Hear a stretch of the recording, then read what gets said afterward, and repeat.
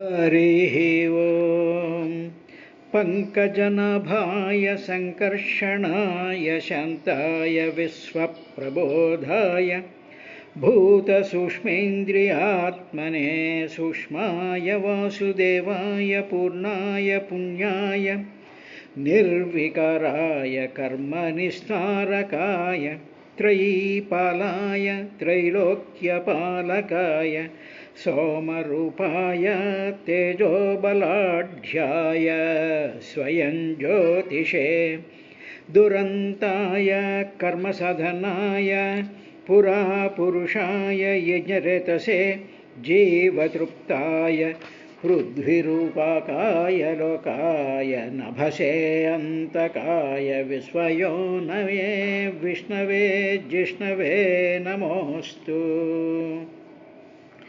स्वर्गापवर्गसुद्वाराय सर्वरसात्मने परमहंसाय धर्मपालाय सद्धितफलरूपकाय कृष्णाय धर्मात्मने सर्वशक्तियुक्ताय घनसाङ्ख्ययोगीश्वराय हिरण्यवीराय रुद्राय शिष्टनाथाय दुष्टविनाशाय शून्यप्रवृत्ताय कर्मणे मृत्यवे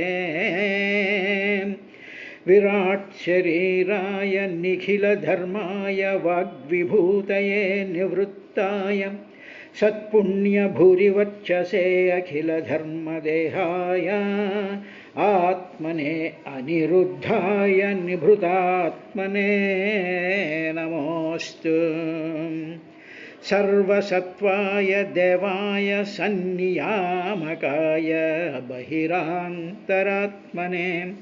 कारणात्मने समस्तार्धलिङ्गाय निर्गुणाय वेधसे जितात्मकसाधवे नमोऽस्तु।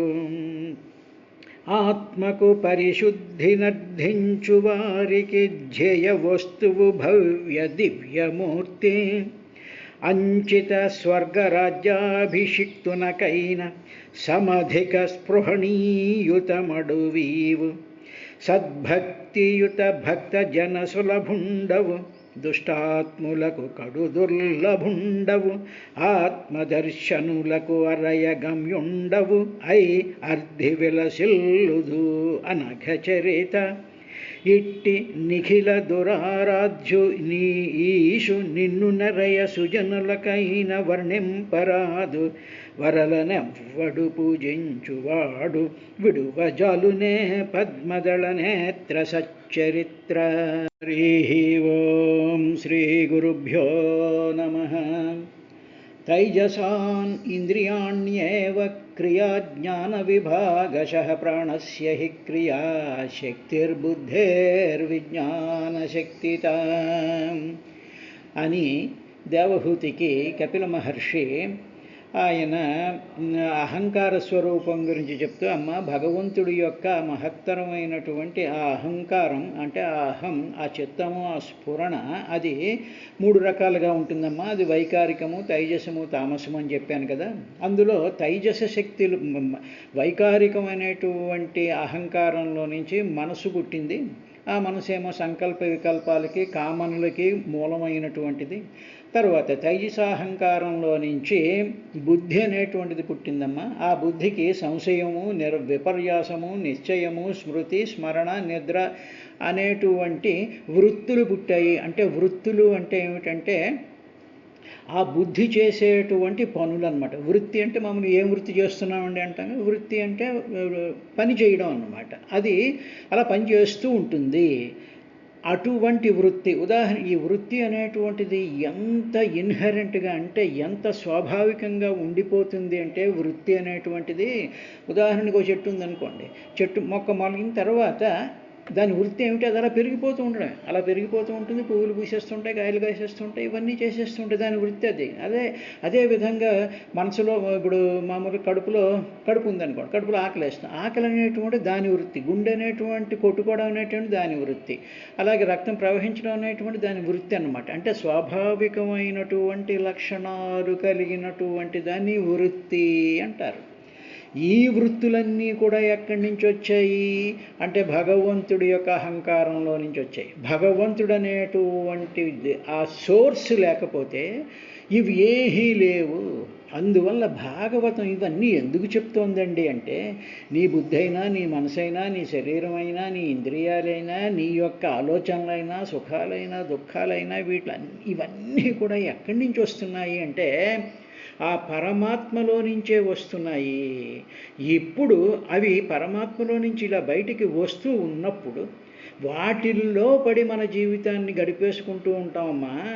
కాబట్టి ఇప్పుడు నేను చెప్పబోయేటువంటి సారాంశం ఫైనల్గా ఏం తేలుతుంది అంటే, ఈ వృత్తుల్ని పట్టుకుని వీటిని వెనకాల పడిపోతూ అవి సత్యము, అవి నిత్యము అనుకుంటూ వెళ్ళిపోతూ ఉంటారు. అసలు ఆ వృత్తులు ఎక్కడి నుంచోయో అక్కడికి వెళ్ళిపోతే బెస్ట్ కదా.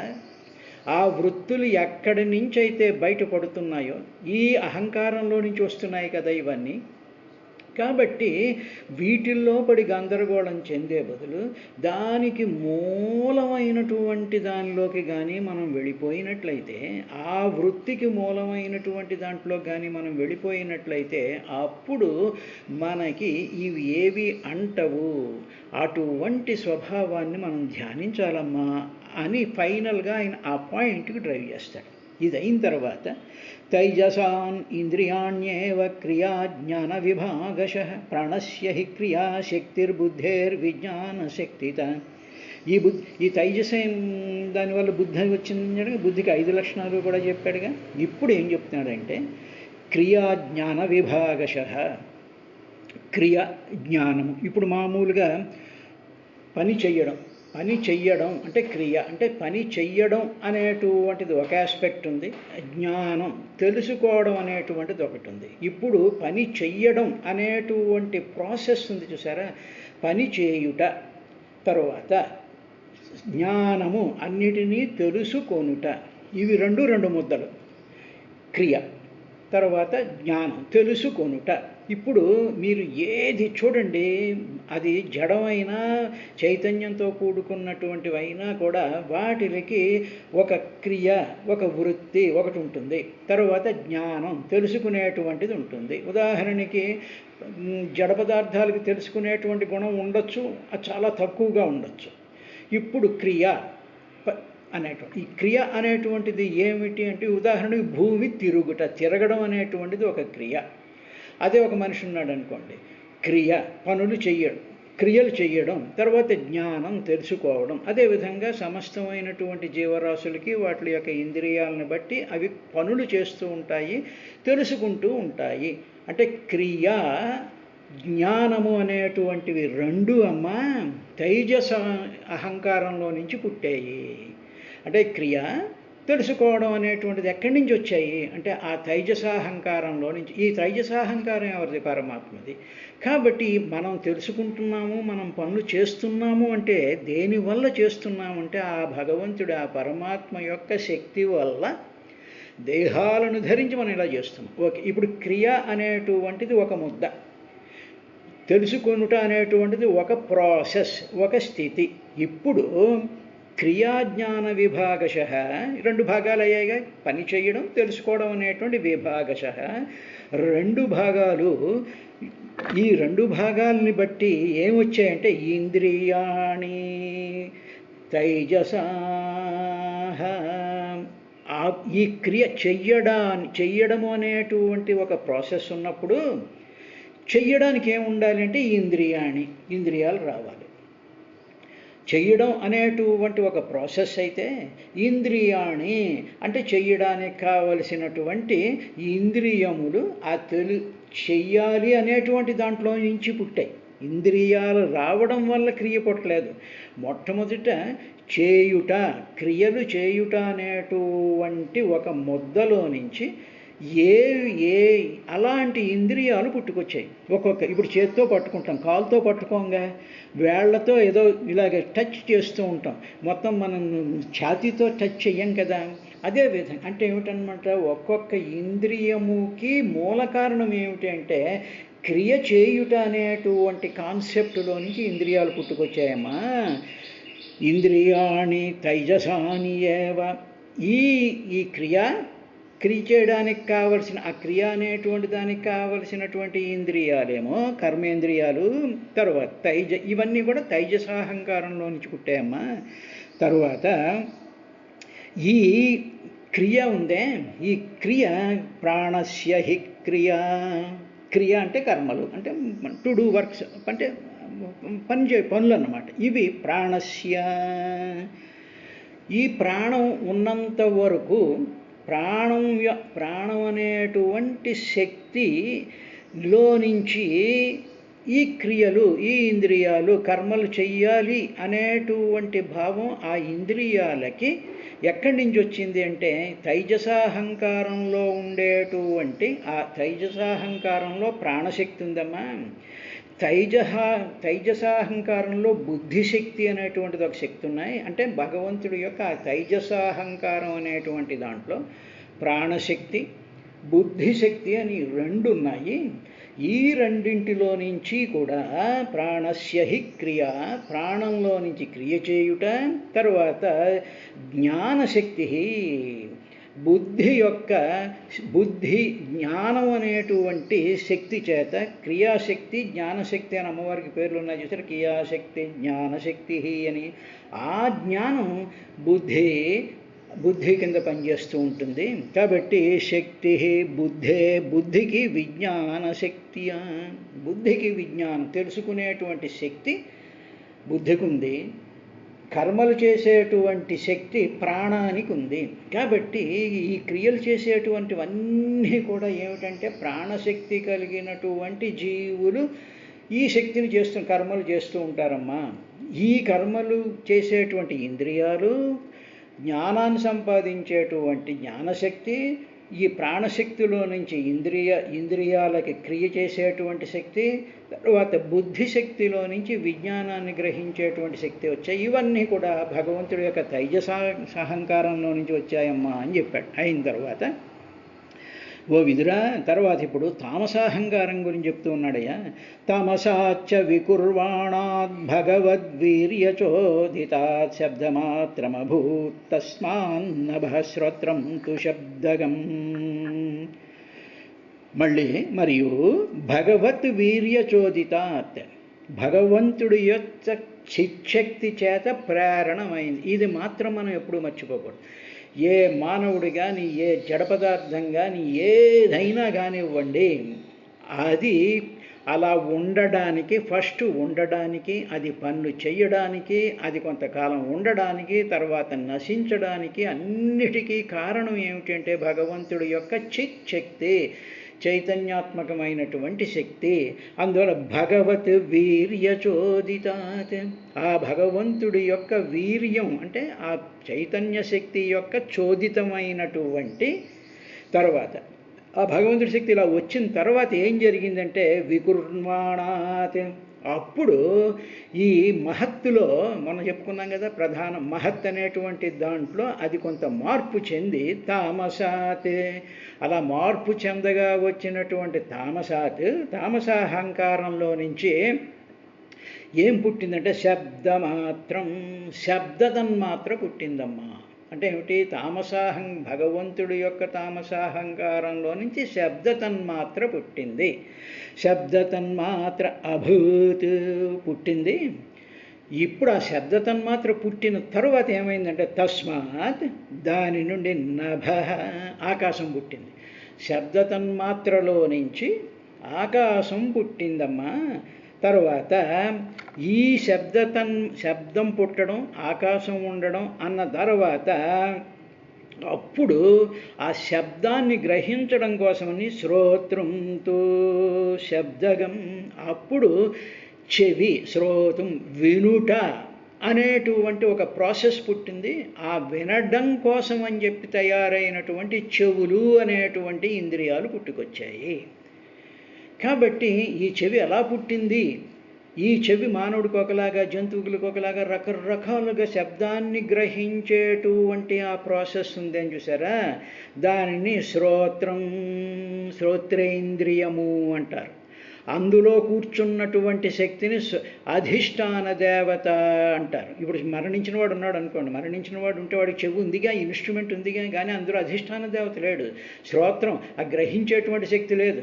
ఇప్పుడు అది ఇంద్రియం కాబట్టి ప్రాణశక్తి లేదు, కాబట్టి ప్రాణశక్తి ద్వారా క్రియలు కలుగుతాయి, కాబట్టి వినడం అనేటువంటి క్రియ కూడా శ్రోత్రం చేస్తుంది, కాబట్టి అందులో ఉండేటువంటి అధిష్టాన శక్తి స్వరూపమైనటువంటి వాడు ప్రాణం పోయినటువంటి వాడులో లేడు, కాబట్టి వినడం అనేటువంటి సాధ్యం కాదు. అందువల్ల ఇప్పుడు ఈ వినడం అనేటువంటిది ఎక్కడి నుంచి వచ్చింది అంటే అధిష్టాన దేవత ఉండడం వల్ల వచ్చింది. ఈ అధిష్టాన దేవత ఎక్కడి నుంచి వచ్చాడు? పరమాత్మలో నుంచి వచ్చాడు. ఇప్పుడు గమనించవలసినటువంటి శబ్దతన్మాత్ర అభూత్, ఈ తామసాహంకారంలో నుంచి శబ్దతన్మాత్ర పుట్టింది. శబ్దతన్మాత్రలో నుంచి తస్మాత్, దాని నుండి నభ, ఆకాశం పుట్టింది. ఇది జాగ్రత్తగా మనం గమనించాలి. అంటే ఏమిటనమాట? తన్మాత్ర అంటే గుణము అని అర్థం, దాని యొక్క ధర్మము, దాని యొక్క ప్రాపర్టీ. అంటే ఇప్పుడు కారం అన్నాం అనుకోండి, కారం అనేటువంటిది ఒక ప్రాపర్టీ, అది ఒక ధర్మం. తీపి అనేటువంటిది ఒక ధర్మం, పులుపు అనేటువంటిది ఒక ధర్మం అన్నమాట. అంటే ఇట్ ఈజ్ ఎ ప్రాపర్టీ. ఆ ప్రాపర్టీకి ఆకారం లేదు, ఆకారం ఏం లేదుగా. ఇప్పుడు ఆ కారం అనేటువంటి ధర్మం ఉండడంతో ఆ ధర్మం చుట్టూ మిరపకాయలు అనేటువంటివి ఫార్మ్ అయ్యాయి. ఆ కారం అనేటువంటి ధర్మాన్ని పొందడానికని చెప్పి మిరపకాయలు అనేటువంటి శరీరాలు ఏర్పడ్డాయి. తీపి అనేటువంటి ధర్మాన్ని పొందడం కోసం అని చెప్పి ఏదో రకరకాలైనటువంటి పళ్ళు ఫలాలు తీయగా ఉండేటువంటివన్నీ కూడా ఆ తీపి అనేటువంటి పదార్థాన్ని తమలో ఉంచుకోవడానికని చెప్పి భగవంతుడు ఏం చేశాడంటే, ఒరే ఈ తీపి మీ శరీరాల్లో ఉండండి అంటాడు. అందులో ఏదో మామిడి పండు, జామ పండు, ఇంకో పండు తీపిగా ఉండేటువంటివన్నీ కూడా ఆ పళ్ళనన్నీ కూడా వాటి చుట్టూ, ఆ ధర్మం చుట్టూ అవి వచ్చాయి. పులుపు అనగానే ఏదో చింతకాయనో ఏదో ఉసిరికాయనో ఏవో ఉన్నాయిగా. కాబట్టి పులుపు అనేటువంటి ధర్మాన్ని పొందడం కోసం అని చెప్పి చింతకాయ అనేటువంటిది వచ్చింది. వెలుగులు ఇవ్వాలి వెలుగు అనేటువంటి ధర్మం కోసం అని చెప్పి సూర్యుడు వచ్చాడు. వెన్నెల అనేటువంటి ధర్మం కోసం అని చెప్పి చంద్రుడు వచ్చాడు. కాబట్టి పెరుగుట అనేటువంటి ధర్మం, అది పెరుగుట అనేటువంటి ధర్మం చుట్టూ శరీరాలు వచ్చాయి. మరణించడం అనేటువంటి ధర్మం చుట్టూ శరీరాలు వచ్చాయి.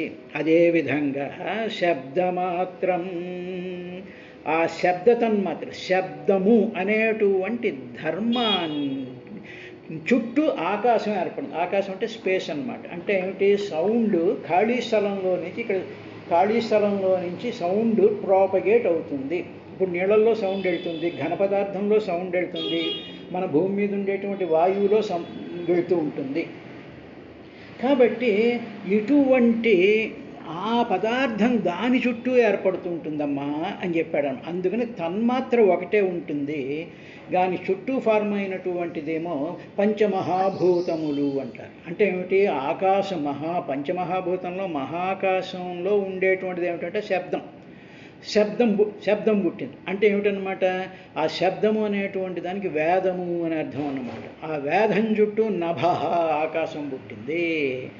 ఆ విధంగా చెప్పాలి. ఇప్పుడు అటువంటి శబ్దాలని గ్రహించడం కోసమని శ్రోత్రంతో శబ్దగం, ఆ శబ్దాన్ని గ్రహించేటువంటి విధంగా శ్రోత్రం, చెవులు పుట్టాయమ్మా అన్నాడు. ఇవన్నీ ఎక్కడి నుంచి వచ్చాయి? భగవంతుడి యొక్క భగవద్వీర్యచోదిత, భగవంతుడి యొక్క చిచ్చక్తి చేత ప్రచోదనం చేయబడితే వచ్చాయి తప్ప నీ ప్రయోజనం వల్ల ఏమీ రాలేదు.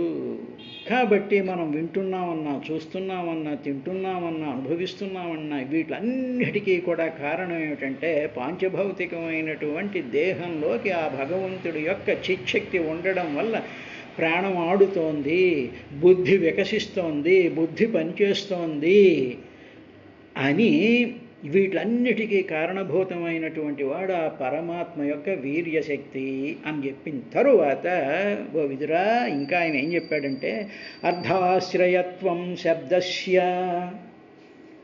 ద్రష్టుర్లింగత్వమేవ చ తన్మాత్రత్వం చ నభసో లక్షణం కవయో విదుః. ఇప్పుడు శబ్దం గురించి చెప్తాడు ఆయన. అంటే ఏమిటి శబ్దం ఏం చేస్తుంది అనేటువంటిది. శబ్దస్య, శబ్దానికి, శబ్దం ఉందిగా, శబ్దానికి అర్ధ ఆశ్రయత్వం,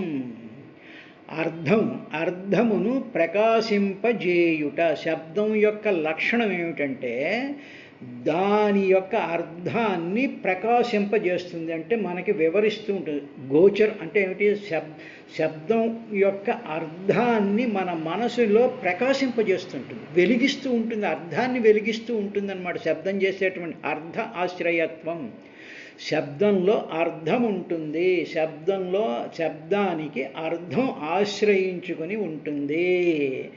అర్ధ ఆశ్రయత్వం శబ్దస్య, శబ్దం యొక్క ఆశ్రయించుకున్నటువంటిది అర్థం. తర్వాత అర్థం అంటే మామూలుగా ది మీనింగ్ అని ఒక అర్థం. ఇక రెండోది ఏమిటంటే ప్రయోజనము అని కూడా అర్థం ఉంటుంది. ఓ తీపి అన్నాం అనుకోండి, తీపి అనగానే మనకు ఏదైనా కనిపిస్తుందా? తీపి అనేటువంటి శబ్దం వినిపిస్తోంది, తీపి అనేటువంటిది అర్థం, తీయదనం అనేటువంటి ఒక అర్థం తెలిసింది. మరి దాని అనుభవం, ఆ అనుభవం శబ్దంలో నిక్షిప్తమైపోయి ఉంది. ఆ శబ్దంలో అది నిక్షిప్తమైపోయి ఉంది ఆ అనుభవం. ఆ అనుభవం తెలిసినటువంటి వాళ్ళకి వెంటనే ఆ శబ్దం విన్న వెంటనే ఆ తీపి అనేటువంటి అనుభవం ఒక్కసారి ప్రేరేపింపబడుతూ ఉంటుంది. కాబట్టి అర్ధాశ్రయత్వం శబ్దస్య.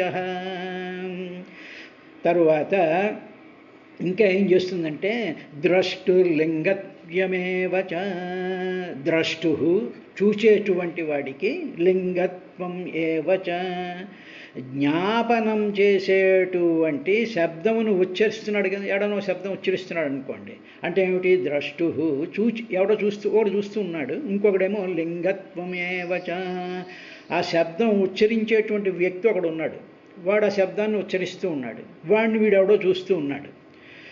ఇప్పుడు ఆ శబ్దం ఏం చేస్తోంది అంటే శబ్దాన్ని ఉచ్చరించేటువంటి వ్యక్తిని జ్ఞాపకం చేస్తుంది, జ్ఞాపనము తెలుసుకునేటట్టు చేస్తుంది. అంటే ఇప్పుడు ఆ వ్యక్తి, ఇప్పుడు అది ఏమీ లేదు. ఉదాహరణకి మనకి మామూలుగా మనం ఇంట్లో కూర్చున్నాం అనుకోండి, ఎవరో ఏమండి అని తలుపు కొట్టి ఏమండి అని పిలుస్తారు. ఇప్పుడు ఆ ఏమండి అని పిలిచినటువంటి వ్యక్తి మనకి పరిచయస్తుడైతే, ఫలానా ఇగో విజయలక్ష్మి గారు వచ్చారు, వెంకటలక్ష్మి గారు వచ్చారు, సుబ్బారావు వచ్చాడు, రామారావు వచ్చాడు అంటారు. అంటే ఏమిటి, ఆ శబ్దం ఎప్పుడైతే మనకి మనసులో మనం ఆ వ్యక్తుల్ని చూడకపోయినా మనకి ఆ వ్యక్తి యొక్క స్వరూపాన్ని ఆ శబ్దం మనకి అవగతం చేస్తూ ఉంటుంది. అదన్నమాట శబ్దస్య ద్రష్టుర్లింగత్వమేవ చ. ఆ శబ్దం ఉచ్చరించేటువంటి వ్యక్తి యొక్క ఆ లింగము అంటే వాడి యొక్క స్వరూపాన్ని శబ్దాన్ని తీస్తుంది. అంటే ఇప్పుడు ఏమిటి, శబ్దం రెండు పనులు చేస్తాం. శబ్దం ఒకటేమో అర్థాన్ని చెప్తోంది, ప్రయోజనాన్ని ఇస్తోంది. రెండవది ఆ శబ్దం ఉచ్చరించినటువంటి ఆ శబ్దంలోనే ఆ ఉచ్చరించేటువంటి వాడి యొక్క స్వరూపం ఉంటుంది. అందుకనే లలితా సహస్రనామాల్లో అప్పుడు నేను చేసినటువంటి దాంట్లో లలితా సహస్రనామాలలో ఆ లలితా సహస్రనామం ఆ శబ్దాలలో అమ్మవారు ఆశ్రయించుకుని ఉంది. ఎవరైతే ఆ శబ్దాలలో అమ్మవారు ఆశ్రయించుకుంది అని చెప్పి మనం చదువుతున్నామో ఆ శబ్దస్వరూపమే లలితామ్మవారి కింద వచ్చింది. దాన్ని నేను ఋషిపీఠంలో దాన్ని ప్రచురించడం జరిగింది. కాబట్టి శబ్దస్య ద్రష్టుర్లింగత్వమేవ చ. అప్పుడు ఆ జ్ఞాపనం చేస్తుంది, అంటే దాని యొక్క జ్ఞానాన్ని, ఆ వ్యక్తి యొక్క జ్ఞానాన్ని కలగజేస్తుంది. ఇప్పుడు స్తోత్రం ఉందనుకోండి, స్తోత్రం నేను చదువుతున్నాను అనుకోండి, మీరు వింటున్నారు అనుకోండి, వినేటువంటి వాళ్ళు నేను చదువుతూ ఉండేటువంటి స్తోత్రం లేకపోతే మీరు చదువుకుండేటువంటి స్తోత్రంలో అందులో ఉండేటువంటి శబ్దాలు అర్థాన్ని ఇస్తాయి. నెంబర్ 1. నెంబర్ 2, దాంట్లో ఉండేటువంటి లింగత్వం అది ఎవరి గురించి చెప్పబడుతూ ఉన్నదో వాళ్ళ యొక్క రూపాన్ని కూడా ఇస్తుంది. కాబట్టి మనం చదివేటప్పుడు ఏం చెయ్యాలి అంటే శ్రద్ధగా ఆ శబ్దం మీదే దృష్టి పెట్టి దాని అర్థాన్ని తెలుసుకుంటూ అంటూ మనం చదువుతూ ఉన్నప్పుడు అప్పుడు ఆ చదవబడేటువంటి ఆ స్తోత్రంలో ఉండేటువంటి శబ్దంలో ఉండేటువంటి రూపం మన మనసు పట్టుకోగలదు. అందువల్ల మనం పారాయణ చేస్తూ ఉండేటప్పుడు ఎదురెదురుగా కూర్చుని వాళ్ళని చూస్తూ వీళ్ళని చూస్తూ అవి చూస్తూ ఇవి చూస్తూ వాళ్ళు మెచ్చుకుంటున్నారా లేదా, వాళ్ళు ఇటు కదులుతున్నారు లేదా, అటు కదులుతున్నారు లేదా, ఫోటోలు తీస్తున్నారు లేదా అనేటువంటి విధానంగా చేసేటువంటిది పారాయణ కాదు, అది కాలక్షేపం అవుతుంది. అది కాదు చేయవలసినటువంటిది. కాబట్టి అర్థంలో ప్రయోజనం ఉంది, ప్రయోజనంలో ఆ లింగం యొక్క స్వరూపం కనిపిస్తుంటుందమ్మా అని చెప్పిన తర్వాత తన్మాత్రత్వంచ నభసో లక్షణం కవయో విదుః.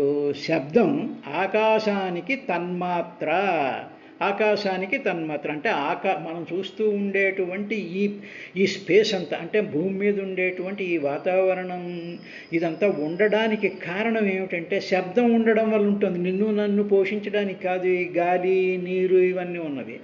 శబ్దం ఉంది కాబట్టి శబ్దం అనేటువంటి ప్రాసెస్ చుట్టూ కూడా ఈ వాయువు, ఈ జలము, ఈ ఘన పదార్థాలు కూడా దానికోసం వచ్చాయమ్మా అని చెప్పాడు. ఈ సైంటిఫిక్ కాన్సెప్ట్స్ చాలా అద్భుతమైనటువంటి విశేషాలు. వీటిని కవయో విదుః, పండితులు వీటి గురించి తెలుసుకుంటారమ్మా అన్నాడు. రేపటి కార్యక్రమంలో ఆయన ఏం చెప్పాడు అనేటువంటి విశేషాన్ని చూద్దాం.